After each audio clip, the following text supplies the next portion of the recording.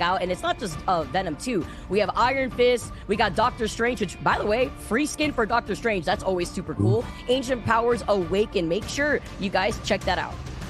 Yeah, and I forgot about the new Mantis emote as well. I know everybody talks about that. The cat shadow. I love that one. It's so good. And speaking of stuff we love, by the way, apparently Phoenix and Scarlet Witch, Scarlet Witch and Phoenix love each other here until Jeff comes over and eats the Phoenix, of course, in this lovely intro for brand new emojis, guys. Make sure you can come check them out, as well as the new Phoenix or Scarlet Witch skin that just released. And you can just get cool interactions like this where you're emoting with each other. I know there's also like duo emotes and stuff now alongside these awesome emojis. So make sure you guys check those out as well.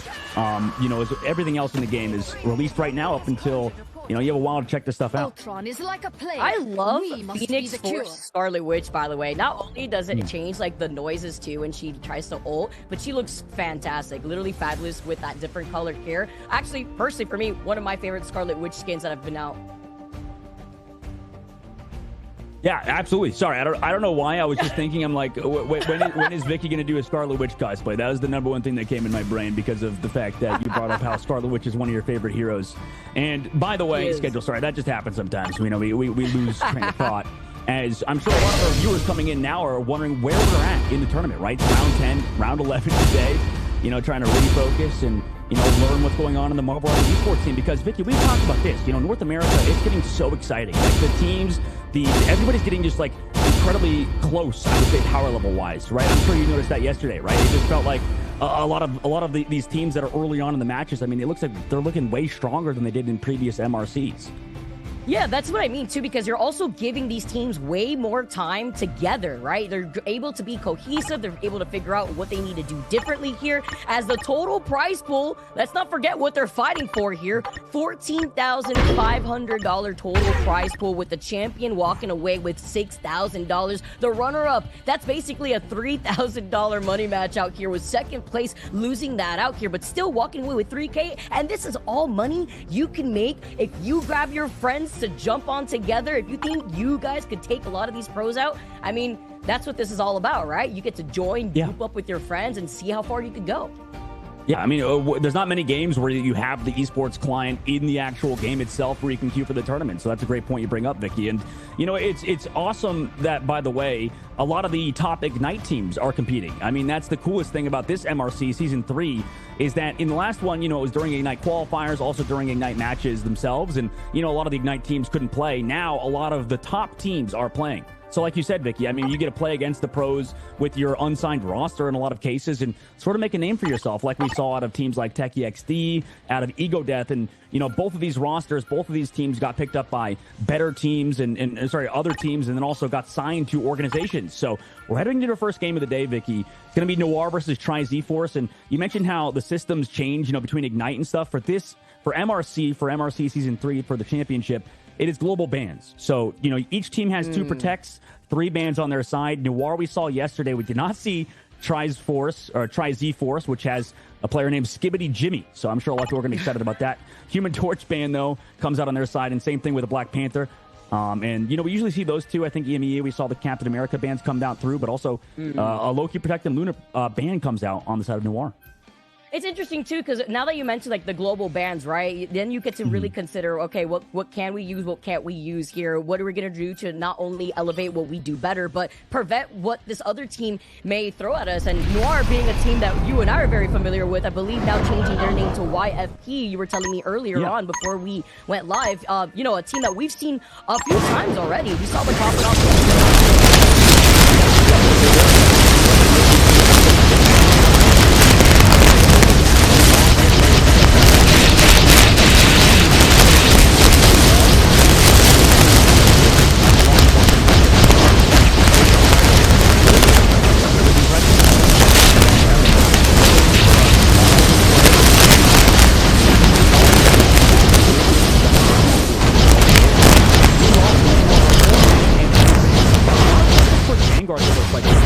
I mean, Magneto Protect comes through, same with the Venom Protect. So both teams prioritizing these Vanguards, leaving a lot open like that.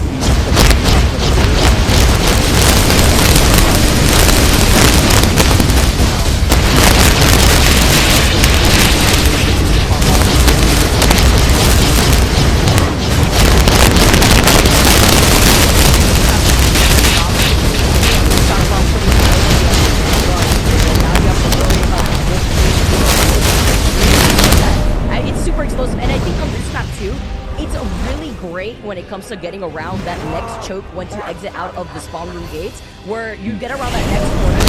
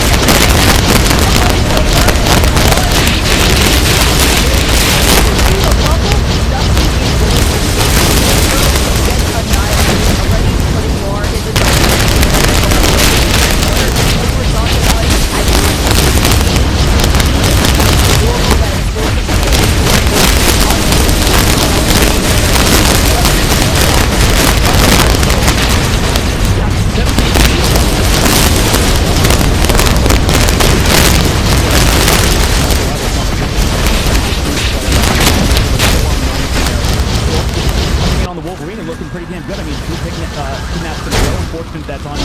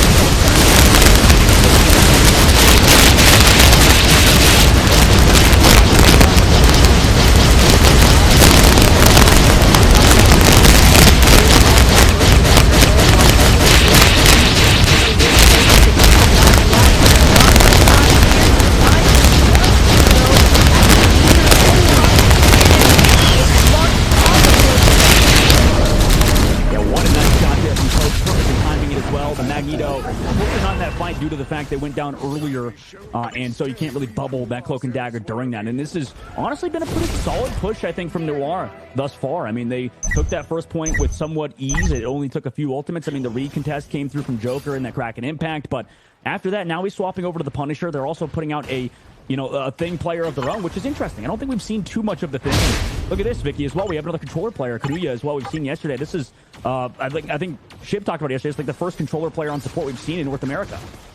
Oh, wow. And we were actually, you and I in the group, talking about how that could be pretty difficult out here, too, just to really work with. That's why we see players like TDK on controller that rocks the Vanguard role and does it amazingly here as they wrap around the next corner as well. You talk about Thing and Magneto. I mean, Magneto being able to get more damage going once he gets that bubble on top of the Thing, who likes to get in their face as they take to the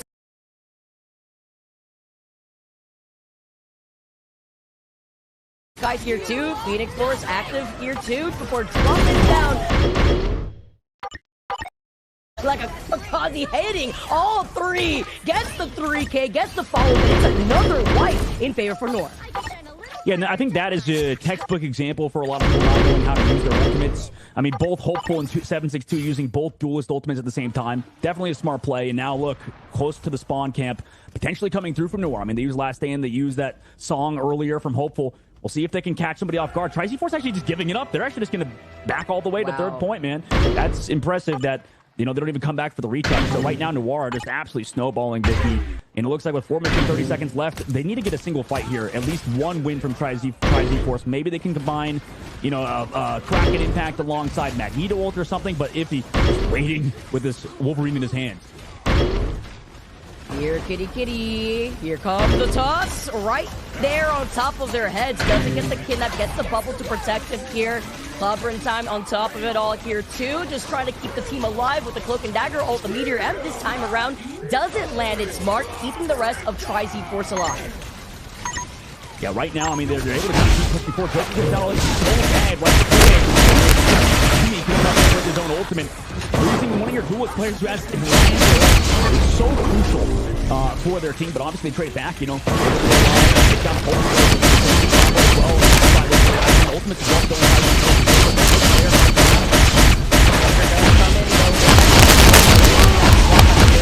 here to Nor. Try to move right over to that next corner. Try beat being able to finally regain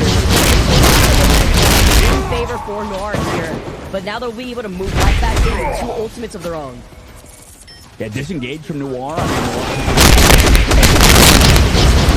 Come back in, like you said, with their own ultimate combinations, or just go in with a slam from the thing into the ultimate from Hopeful. Wow. And that's a great combination. It was ultimate team fight wipe. And honestly, Vicky, for Try Z-Force, you know, back to the spawn they go.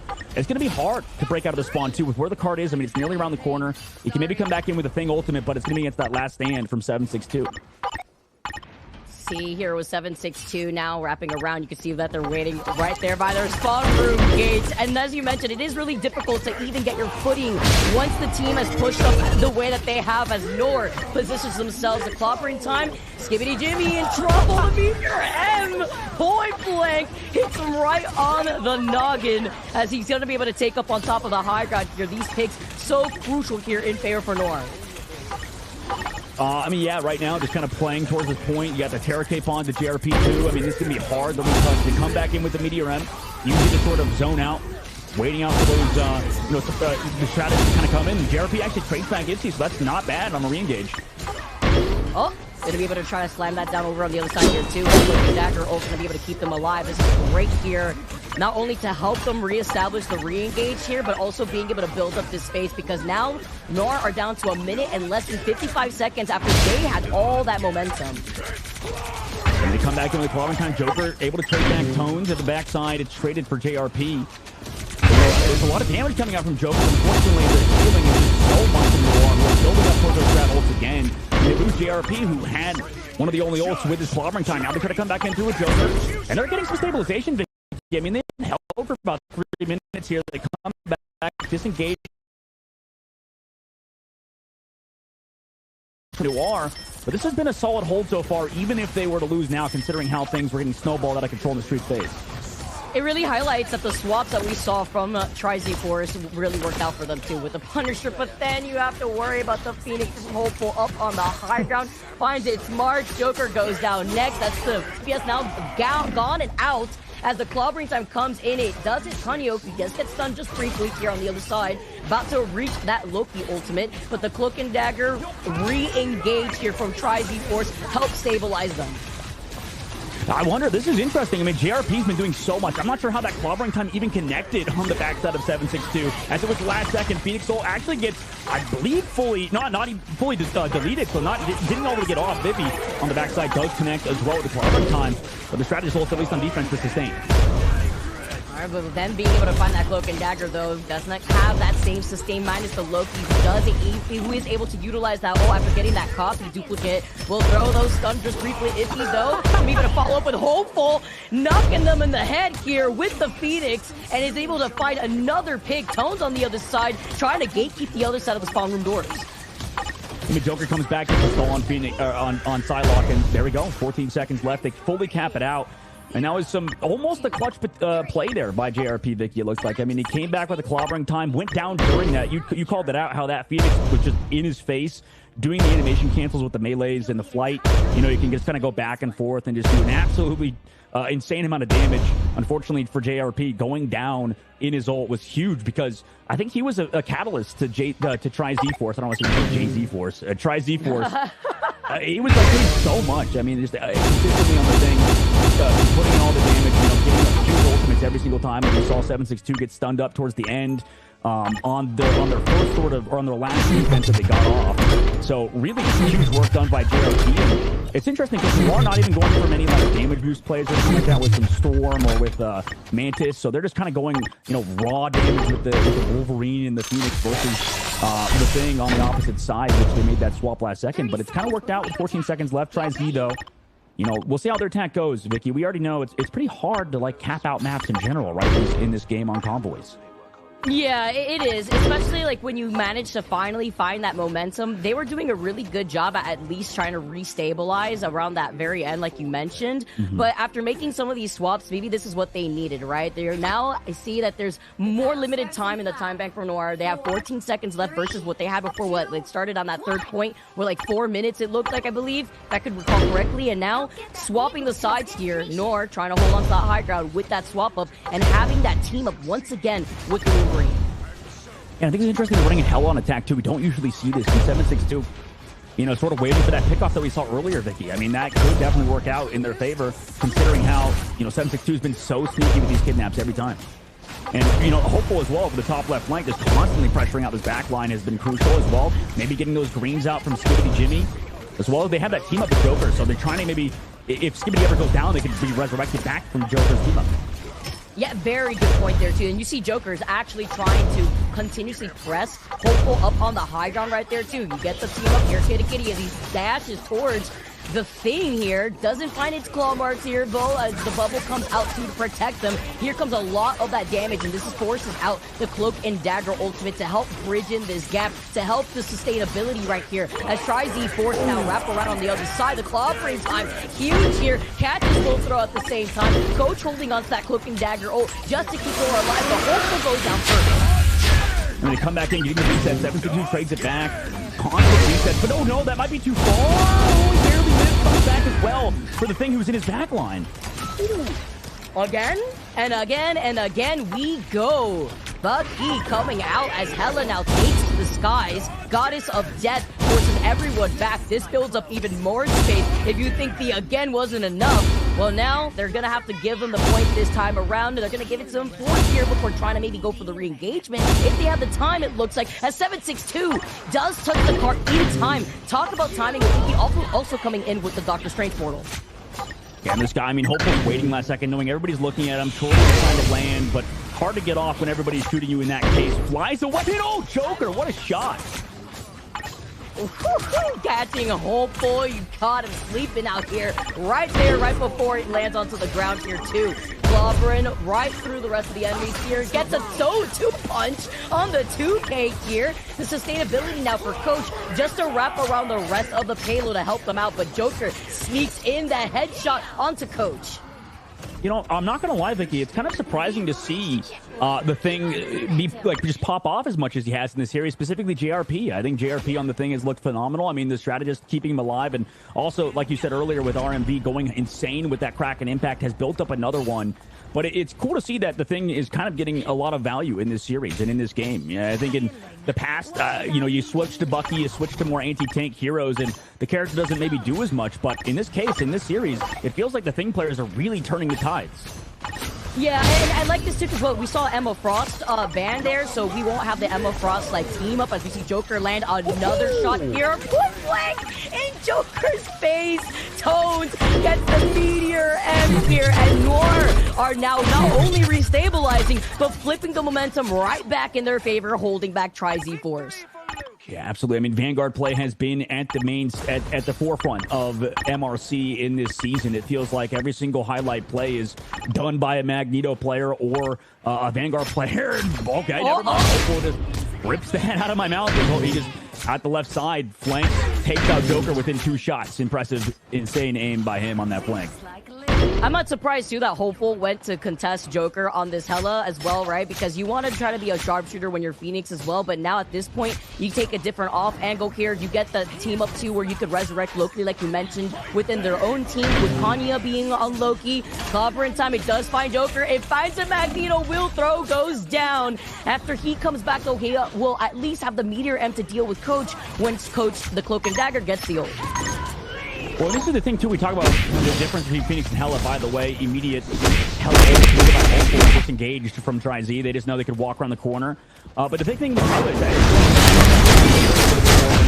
on Phoenix, it's more about team play, combining with other weapons like Magneto and stuff. But here they come back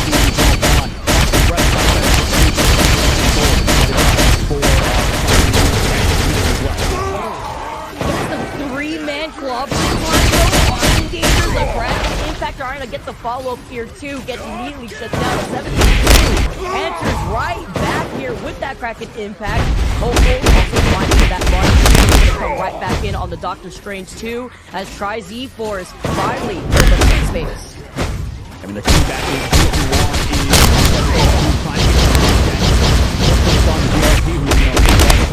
in just kind of playing it slow, building up those strategist ultimates.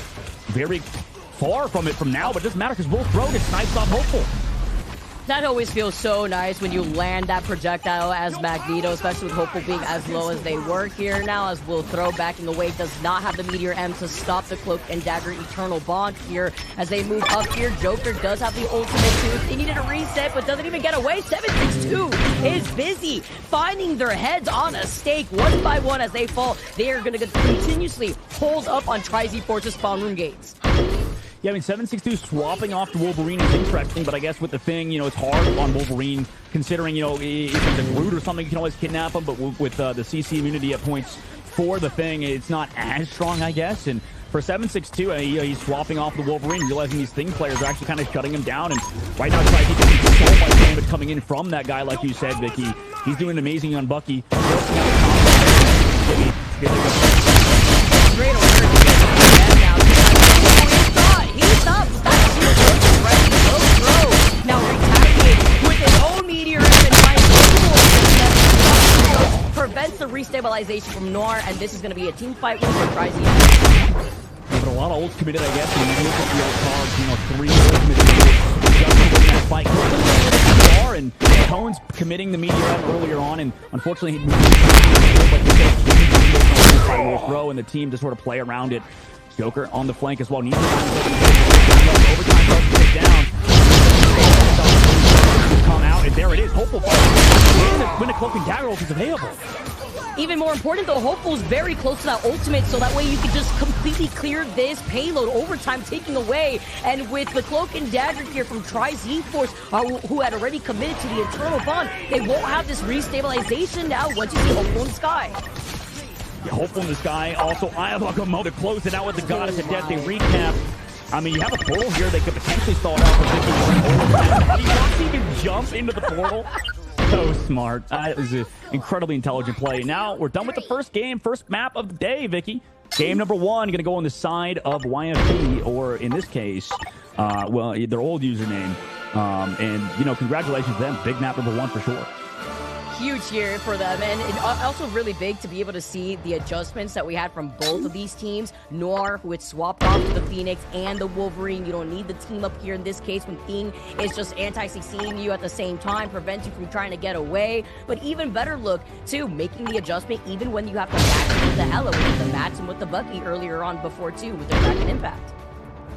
Yeah, I mean, that was just smart plays. Taking a look at the stats, though, as well. I mean, that was a pretty fun series. I don't think we've seen a matchup like that so far in MRC. So a fun game between 2 Thing players and a mere matchup that came through at the end of the day. The Loki takes that MVP, simply due to the fact that Kanuya has been popping off. And you talked about controller players, on strategists. It's a little bit harder to make it work, but, that's pretty impressive stats-wise, I would say, from Kanuya. And I think the whole team playing around an aggressive Loki definitely the entire squad. Yeah, look at the difference, too. I mean, aside from the healing, right? But Hughes also putting in damage. 9K in terms of healing. Helping them out whenever they can. But it also just prevents any... right? Sometimes it worked good, but more, I feel like they had better control of For sure. That's a great point because, I mean, this game, I think that is rivals with the highest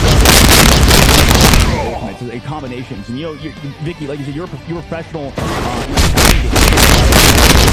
I think that in this game, it's difficult because I guess when you're playing a fighting game, you're always thinking about your own individual combos. You're not thinking about it in a game with 6 people versus 6 people, how you have to combine as a cohesive unit. You're sort of like thinking like a symbiote almost. Isn't it a lot harder to work with people than just be by yourself, right? I don't know. What do you think? I also feel like, okay, so I could go on about this for so long, because I also think there's a huge it. mental aspect about this too, where I feel like in a 1v1, the only thing you could really blame is if you're playing a bad character and you lose and you don't know the matchup, like, you can only blame yourself, right? You cannot absolve yourself from any blame, because in this 1v1, you're the one that lost. In a 66 situation like this, or you have a team-based game, dude, you have to lean on your teammates and make sure that they'll cover your back on whatever you lack, but because then you get to lean on other teammates to see what they're lacking. It's hard sometimes to stay coordinated, but that's when you all as a unit look back to see what you need to do differently for a tournament like this. Yeah, no, excellent points. I think it's definitely got its own challenges for sure. Comparing, you know, 6 versus 6 and phase number 2. It is a 3, so we're going out of 3. Now we are first, right? But that's out of 5 maps wins the entire series. And the map we're going to is going to be on Spider Islands. Bans come out. We already have Human Torch and Phoenix ban this time from TriZ. They don't want to deal with the Phoenix. That was in the last game. Captain America ban also comes through, and a Venom ban. So a little bit of, I think the Cap was banned last game, but Venom was...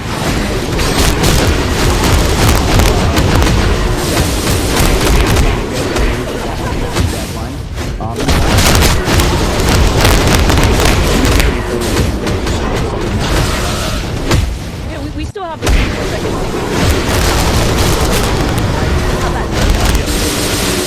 that nerf from Solidarity ultimate, right?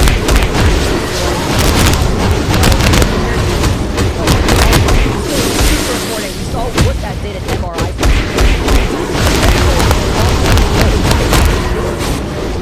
That you won't have the combination of the Hulk and the Namor to deal with the Black Panther here on the other side. Yeah, you're right. That's a good point. I mean, maybe we could see that as a potential counter. Meanwhile, Wolverine ban comes through as well. So each other's strengths, I guess. I'm guessing that Noir went for the fact that he goes for Wolverine ban on Spider. So, you know, it completely flipped up coming through from the old side. This is kind of the evolution we're seeing in the teams are willing to adapt faster. It feels like, you know, in the past, I think people have a bit of an ego. You know, you just like, okay, we're going to play this the whole time, and you know, even if we win or whatever, individual skills. With global bans, I guess it's interesting to sort of mix things up, especially since like so, you know, you have a little bit more room to work with, but you still have to make quick adjustments. And the ban phase is one way to start. Yeah, and especially if you feel like, hey, if you could have made the comeback and you could have actually won that last game, you got to shake it off. You got to just GG, go next in the situation. I am surprised that the Emma Frost actually made it through. I know we did see the Protect on the thing earlier too, but Emma Frost making her way out doesn't, and we do have the Magneto, absolutely. Okay, I'm wondering here if we may see a Psylocke swap. We're going to have to see, as Noir are going to be the ones on defense, while TriZ Force starting things off on the attack. They may be lingering on whether they want to hang out with the Emma Frost and Thing instead, but the Magneto, I feel like, was really popping off for them with the bubbles while Thing just did his own thing. JRP, who likes to play in the yeah, I mean, JRP has been a phenomenal Thing player. Meanwhile,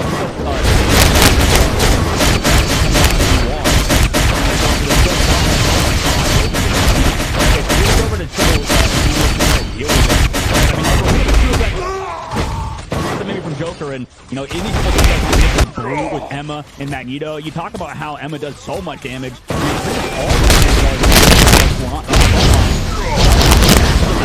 Hopeful as well from the side. Similar situation for him. Yeah, because then you're going to split up out on room door, who's actually going for a peek right alongside the other side of the roof. So they have 3 ultimates here, looking at TriZ Force to work with. Noir are going to be able to match that with them. We sometimes see this triple Vanguard setup too on maps like here and Araco, especially if you're starting off on the defense here. As the Scorpion ult comes out, Hopeful finds another pick. Yeah, I mean, this is just constant pressure from the high ground. Nobody can really contest Hopeful in the sky besides the Storm player in Joker. And they've got ultimates available. At least they can go for maybe some aggressive combinations, but already a minute off the clock is not ideal because Vicky, I mean, this, and to the entire point of this triple Vanguard, triple strategy is to get a lot of fights. It's not necessarily to just win every fight. And so far, Noir have done that. They've won 2 fights in a row, and we'll see if they can keep it up. Yeah, and this literally burns away that time bank from Tri-Z-Force. That's the goal, that triple Vanguard setup too. But they're finding so much success. They have the Eternal Bond. They go right through the Moon Knight ult, and they're hugging the spawn room doors, finding JRP again. Yeah, in this Tri-Z team, I mean, it can't be understated, it's a pretty solid roster as well. And right now, they're just getting absolutely dismantled. Nearly 2 minutes off the clock. You swap over to that full, like, anti-Vanguard comp. You have RMB. But right now, I mean, JRP switches back over to the thing. Maybe he's going to go aggressive with that ultimate, but he's waiting to the very last second. Maybe force out to try to ult in the back line.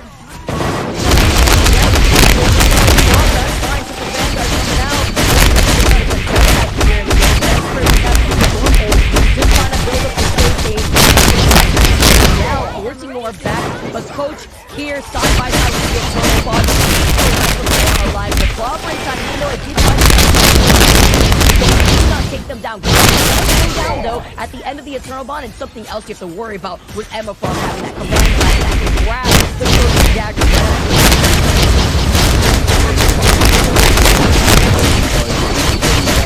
Talk about how they banned out making sure they can play group now. Not in the lobby. Cart, meanwhile, making their way on the corner. Also met immediately by RMB.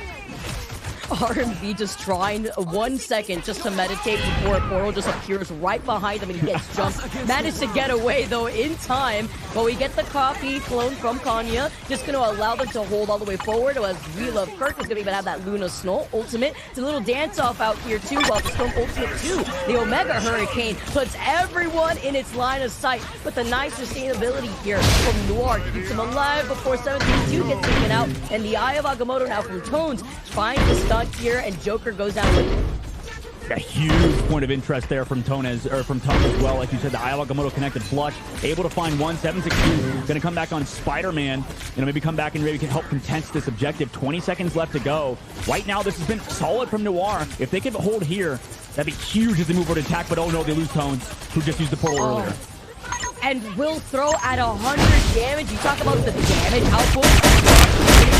The reason why her damage output has looked that even with these nerfs, she still maintains that damage output from the front lines here, trying to skirt away. Hopeful doesn't go with. And now the Psionic Seduction in everyone's line of sight, even through these group walls. The other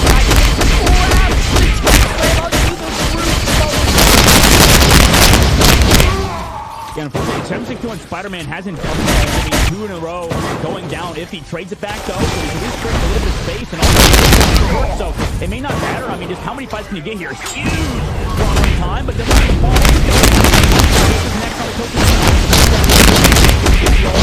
Falling and I mean, that's unfortunately 3 eliminations on the 762 in that fight, and another one comes back through. They move into the second phase of the map, Vicky. Closing it out now, tries Z-Force, but it took them so long, right? It did. I mean, the triple Vanguard setup at the spawn room with gates was just very rough to see, but then you finally break through it. You had the Kraken Impact reset earlier that we just saw off that clone from Noir, and now they move all the way up through that first checkpoint. Now looking at what Tri-Z-Force has next after utilizing quite a bit just to make sure they get that first checkpoint, they at least have the fate of both worlds here for them, just for that sustainability, and as hopeful also really approaches that Goddess of Death, they may need it here. Yeah, absolutely. Oh, okay. I guess. Okay. Oh my. Okay. Wow. Just hopeful, ignoring all of the macro and doing it himself. I don't even need it all at this point. Luna Snow looking right back at right. Well, Fate of both worlds. I'm gonna have to hold on to it this time around. JRP gets frozen, and Noir, they came back with a vengeance.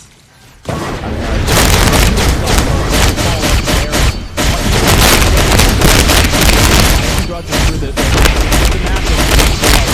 I mean, it's just a multiple kill. Kind of what happens in the second phase. Yeah, just walking over the top left. But, I mean, this is gonna be scary with how long these sightlines are in the second phase of this map.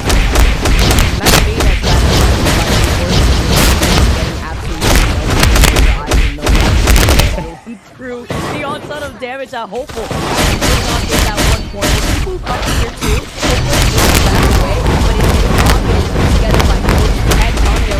All have Ultimate on the side floor. They arsenal as tries esports try to answer right back to. Gets the copy off the low, the Gru ultimate right afterwards, even through the freeze out here, just to keep them group tugged.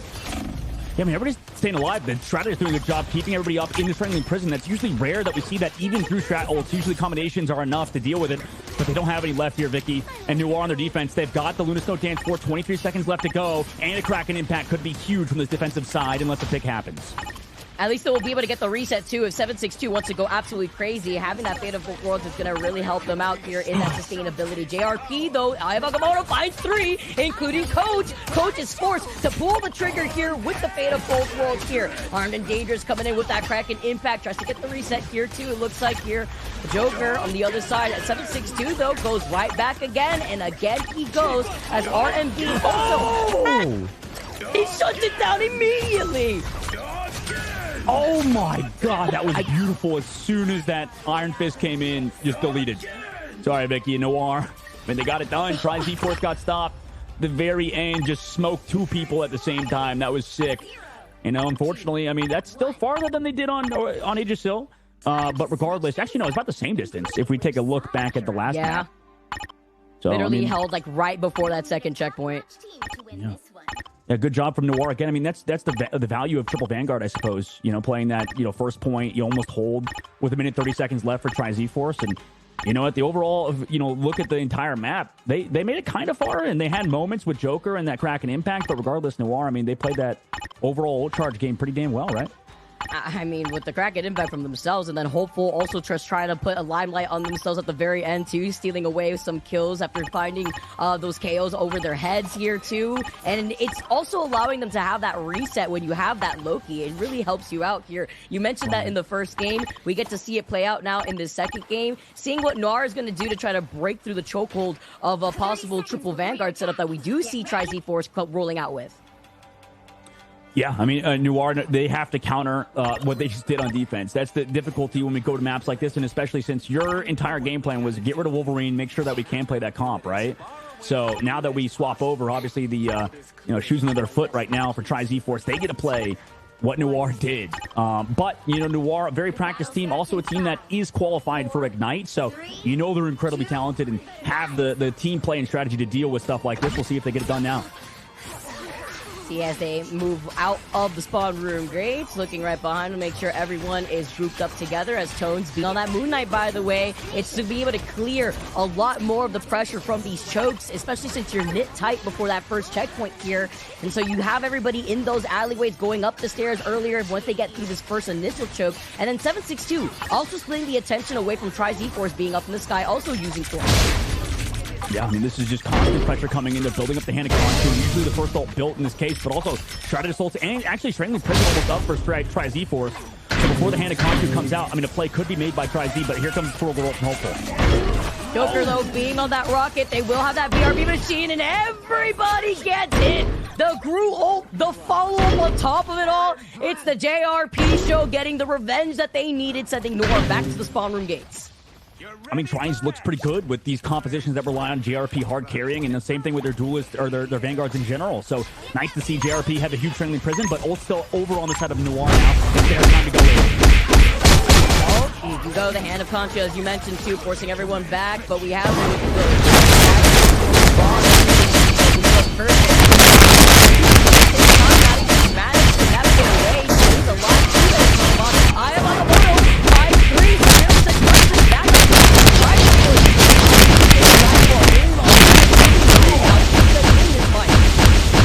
Skibbity D popping off right now.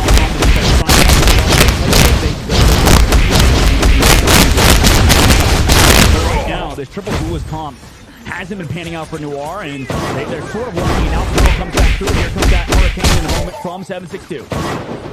Oh, 762. Sorry, Skibbity D, Jimmy. You're out of here, and the rocket is what is back to the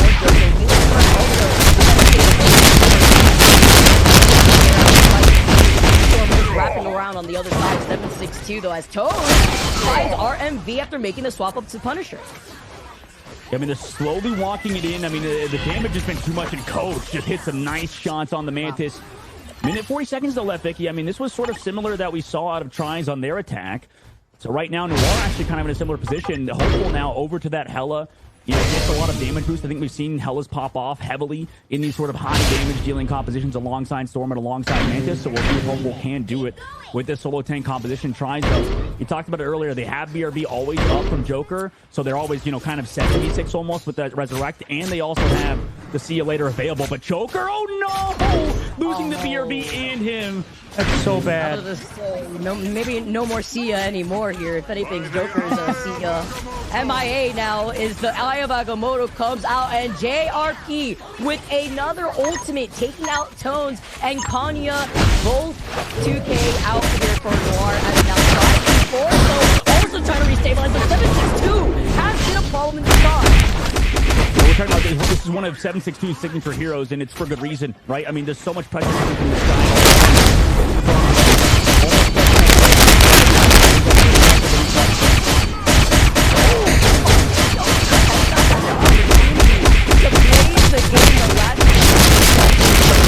As Tones activates the final judgment here, everybody is sent over to the courts, and now they have to worry about Noir at this point as Noir. I mean, they had it for a minute and 30 seconds left again. But for Noir, I mean, who knows? They could probably up it, right? They have 4 ultimates up on top of the only comparing it to Supernova on Human Torch. Doesn't necessarily give us much value, I think. Right now, no.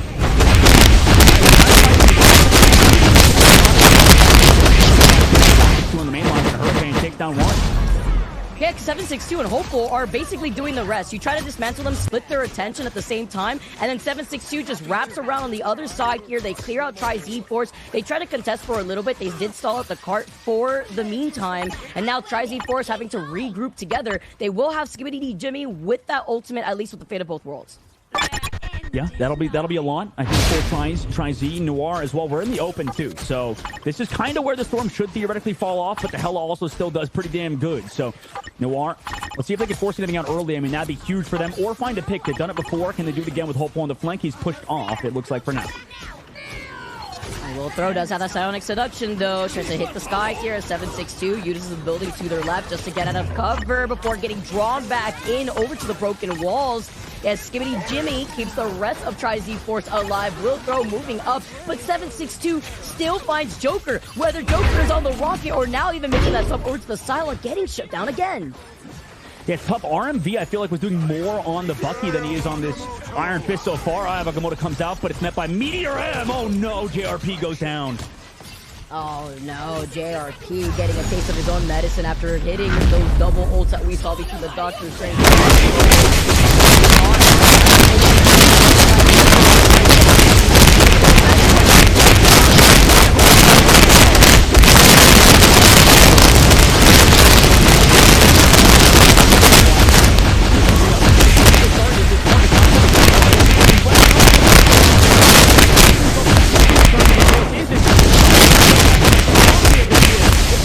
Full team white. They're going back to the spawn. 762's over the Black Panther.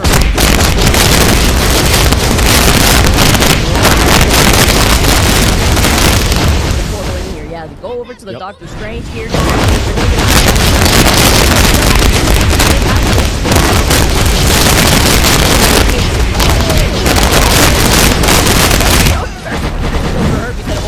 Hold this real quick. Take care of the Black Panther. The coach opens up, pushes Francis ultimate to keep everybody alive as Tones gets a 2K. How did they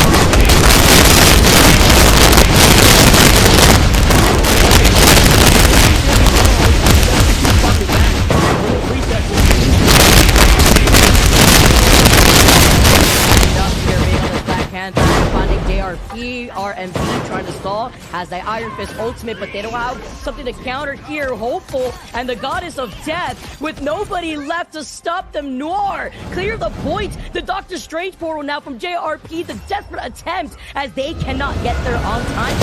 It's out on another game.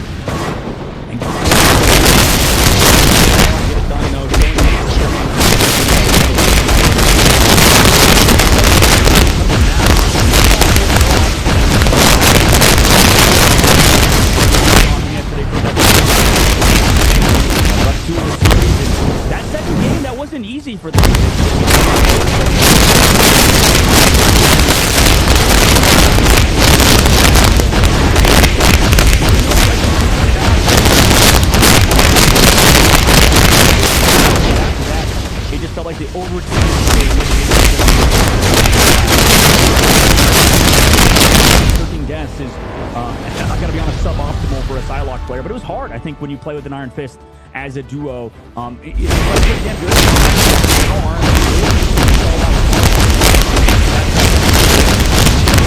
That's going to be as, you know, beautiful to look at comparing to the opposite side for Noir with 41-6 on full stats and 17 final hits. But, you know, they made it dirty, they made it messy, and honestly, it kind of worked out for them. So TriZ have a good shot in this series. Noir, you know, it's a really hard series to close out, I think, now as we get deeper on into this game. They're doing really good. Like, it's actually very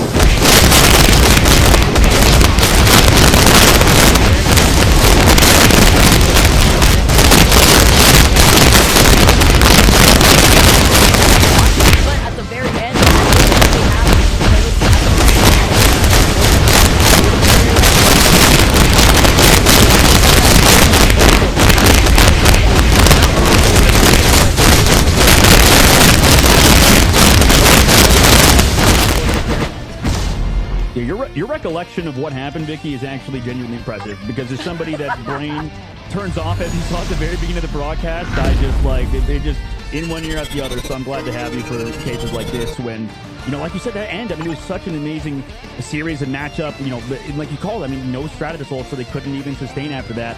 And, you know, I guess that's what we talk about when experience in this game, too. And it's not all about mechanical skill in Marvel Rivals. I think, I'm sure you've noticed it, right? It just feels like at the highest level, it's heavily about team synergy, team coordination, more than anything, even though, like, everybody at this level plays at such a high mechanical level.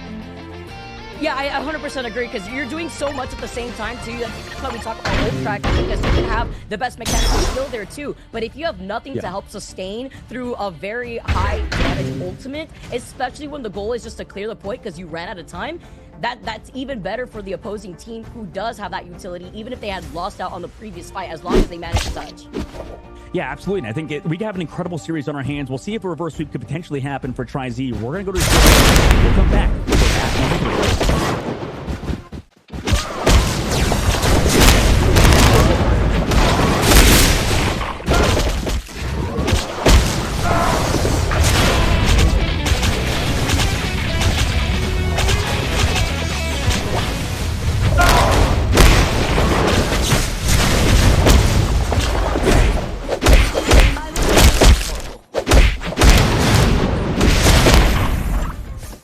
This timeline.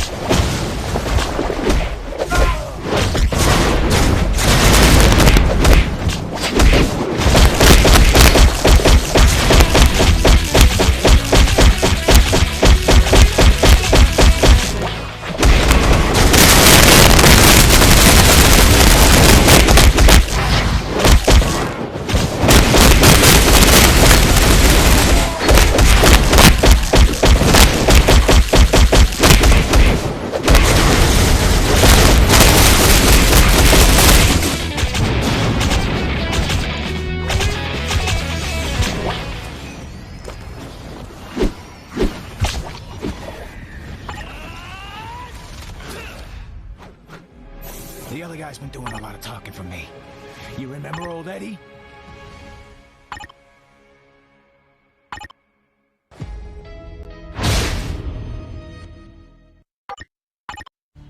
Welcome back, everyone, to the Marvel Rivals Championship. We are in Season 3 of this whole thing. We've been through 2 other seasons of the championship. Entering the 3rd season has been incredible. And Vicky, we are now amidst a series, a fun series between Team Noir and TriZ. Team Noir is up 2 currently. Now we've moved on in this round of round 10, I believe we're in. And so that means it's going to be a 1st to 3 setup. So we're getting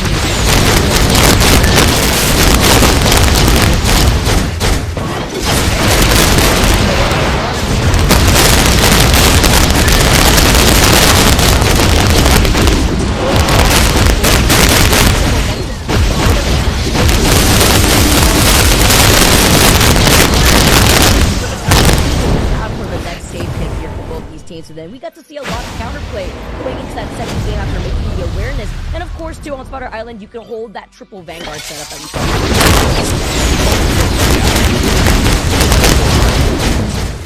Now we got that Hulk Protect coming through early on from Noir. I believe that was banned.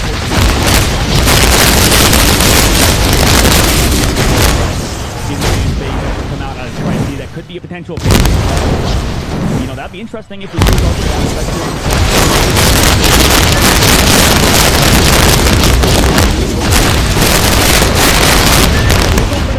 Phoenix ban again. I mean, it's pretty straightforward, I think, out of them in terms of the ban phase. I wonder what the 3rd ban's going to be, but Noir, they're mixing things up. They go for the Venom, Cap ban. That was the same as before, but the Hulk Protect is definitely a mix-up, I suppose.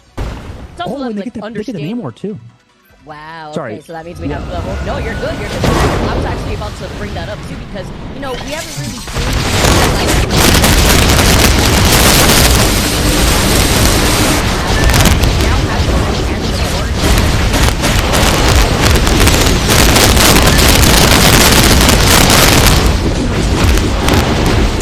Right, yeah. You know, I'm curious to see. I think Namor on this map is solid. I like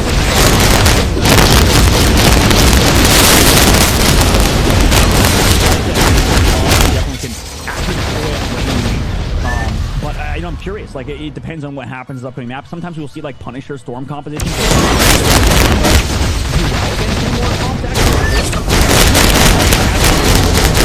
Right? Sometimes you can have a Hulk that just doesn't really know what they're doing and sort of just go down a lot, right? They can get KO'd too much for...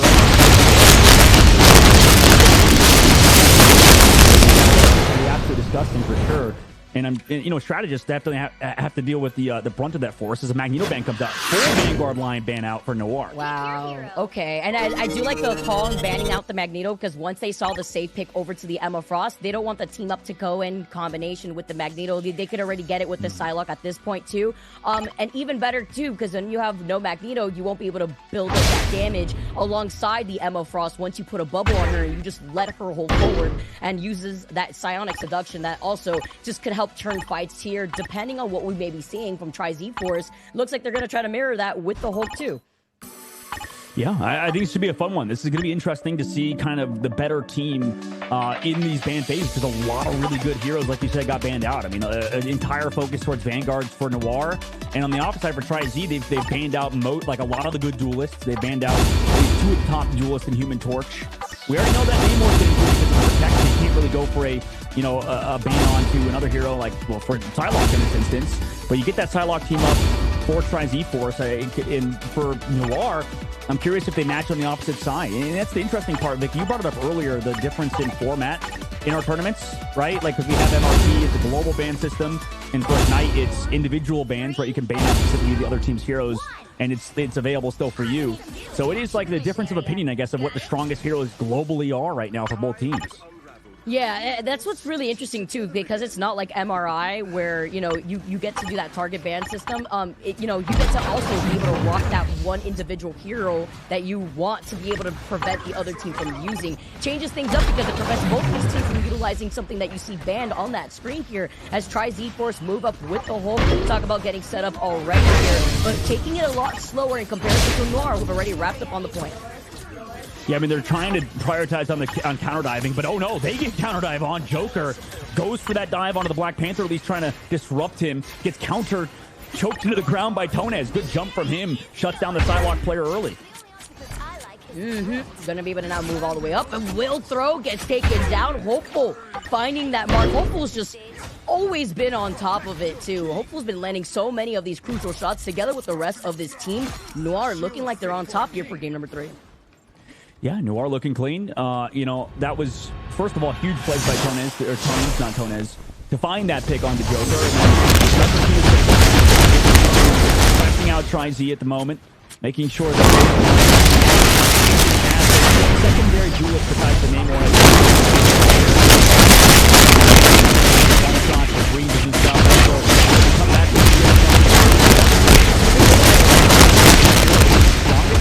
but the Black Panther and Psylocke both going down first here. I do agree though, when it comes to dismantling that backline, splitting a lot of that attention, Anya being able to find RMG here too, putting even more KOs on the board.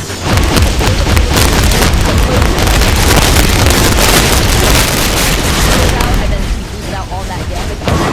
Position that they're currently away from any possible chance that tries to force us to put that point. RMG's over the Blade. That's kind of crazy, the fact that we've seen the Blade for the first time in the MRC.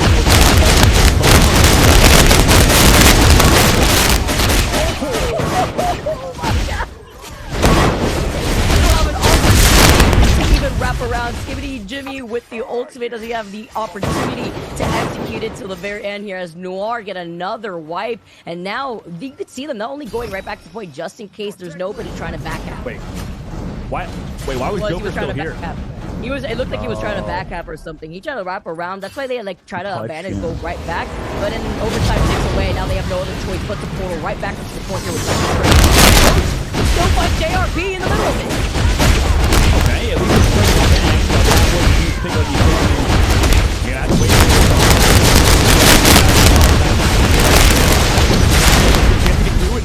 actually, nice Blade on the backside does make the strategist have to, you know, keep using more resources to keep each other alive, and they still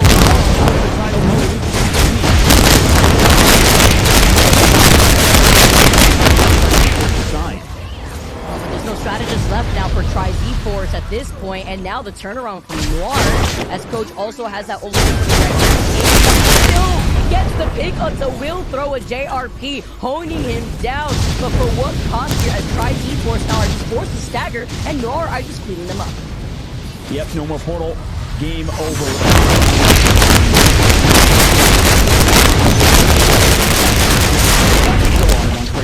Seems like that. Pacing a little bit, I guess, but yeah, it was just clean plays all around. You know, Tri-Z didn't really build anything, right? It just felt like the damage would always come in bursts, and they wouldn't be able to farm up strategist ults in time or duelist ults. So fantastically played by Noir. I think that this comp actually looks like one of the best it feels like. I don't know if you would agree. Yeah, I definitely agree here too. I mean, the fact that 762 being on the Black Panther, like we've seen 762 pop off on this hero so many times. You mentioned it before where the Black Panther and the Psylocke kind of simultaneously do the same thing together, just in different ways. And then you know that when you play in your own ranked games, when the enemy team has a cracked Black Panther, what is the first thing a lot of people like to do is they like to ban it out, especially if you don't have no more composition. But in this case, we had the no more composition, and they were forced to swap out because they didn't have an opportunity to even flip that point once. Yeah, and I think for Tri-Z on the opposite side, right, going over to Blade is definitely interesting. I mean, we haven't seen it really come out, and going over to the Thing, I mean, we know JRP loves to play the Thing, so just going off of the Hulk probably is the bigger reason, I imagine. Maybe JRP isn't as comfortable on the hero.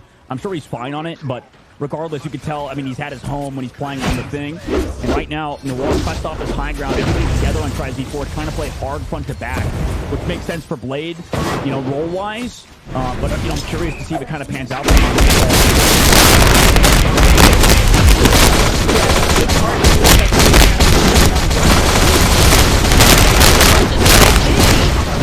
Heads off, gets the 2K, falls up 762, getting that dash and taking out Joker next. Noir just played it too well. I mean, Tone's goes into the ult. You have full damage over the top right. No absolutely playing through. High ground play. Ready now. And they have the getting that quickly as he gets to see the side of the onto Joker, make it a 2K. Strategist out trying to score everybody else on this team, and they get wiped for the third time. Yeah, third time in 40%. That's kind of crazy, actually, how fast that they've had fights just go so wrong. We'll see if it keeps up at this pace. Noir are just absolutely playing perfect gameplay right now. Perfect Marvel Rivals. I mean, they're committing the sonic deduction, they get the back line, and they get eliminations right afterwards. And their rotates with these ultimates too. I've just been fantastic as Hopeful steals again. Takes the lap away from Skibbity Jimmy as he finally gets shut down by Joker, but at what cost when you have...